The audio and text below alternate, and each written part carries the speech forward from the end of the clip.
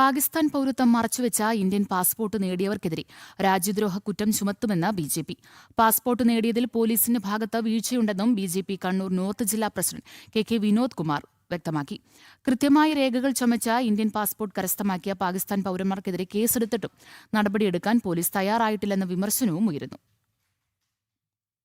ഈ കഴിഞ്ഞ 14-നാണ് കൃത്രിമമായ രേഖകൾ ചമച്ച് ഇന്ത്യൻ പാസ്പോർട്ട് നേടിയ 2 പാകിസ്ഥാൻ പൗരർക്കെതിരെ മയിൽ പോലീസ് കേസെടുത്തത്. എന്നാൽ പിന്നീട് ഇവർക്കെതിരെ യാതൊരു നടപടിയും ഉണ്ടായില്ല എന്ന് ആരോപിച്ചാണ് ബിജെപി രംഗത്തെത്തിയത്. കൃത്രിമമായ രേഖകൾ ചമച്ച് ഇന്ത്യൻ പാസ്പോർട്ട് നേടിയ പാകിസ്ഥാൻ പൗരരായ സഫീറിനും അലീനിക്കുമെതിരെ ശക്തമായ നിയമ നടപടി സ്വീകരിക്കണമെന്നാണ് ഉയർന്ന ആവശ്യം. രാജ്യദ്രോഹ കുറ്റം ചുമത്തണമെന്ന് ബിജെപി കണ്ണൂർ നോർത്ത് ജില്ലാ പ്രസിഡന്റ് കെ വിനോദ് കുമാർ ആവശ്യപ്പെട്ടു. ഇവരെ രാജ്യദ്രോഹ കുറ്റം ചുമത്തി ഇവരെ അറസ്റ്റ് ചെയ്യണം. ഇവരെ നിസ്സാര വകുപ്പ് ചേർത്ത് മയ്യിൽ പോലീസ് ഇവരെ നിരുപാധികം ഇവരെ വിട്ടയക്കുകയാണ് ചെയ്തത്. നിസ്സാര വകുപ്പ് ചേർത്തിട്ട് അവരെ രാജ്യദ്രോഹം കുറ്റം ചുമത്തി ഈ 2 ആളുകളെയും അറസ്റ്റ് ചെയ്യണം.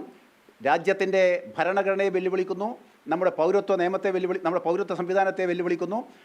പാകിസ്ഥാൻ്റെ പൗരത്വം മറച്ചുവെച്ചുകൊണ്ട് ഇവിടെ ഇന്ത്യൻ പാസ്പോർട്ട് നേടിയിരിക്കുന്നു. ഗുരുതരമായ രാജ്യദ്രോഹ കുറ്റമാണ് ഇവർ ചെയ്തിരിക്കുന്നത്.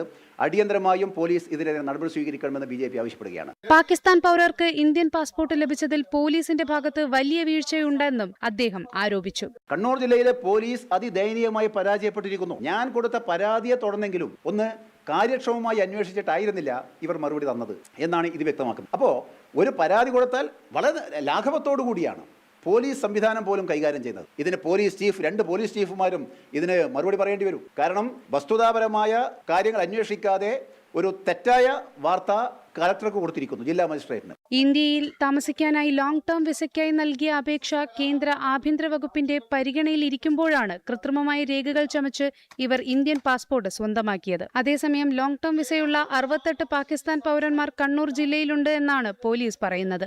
ജനം, കണ്ണൂർ.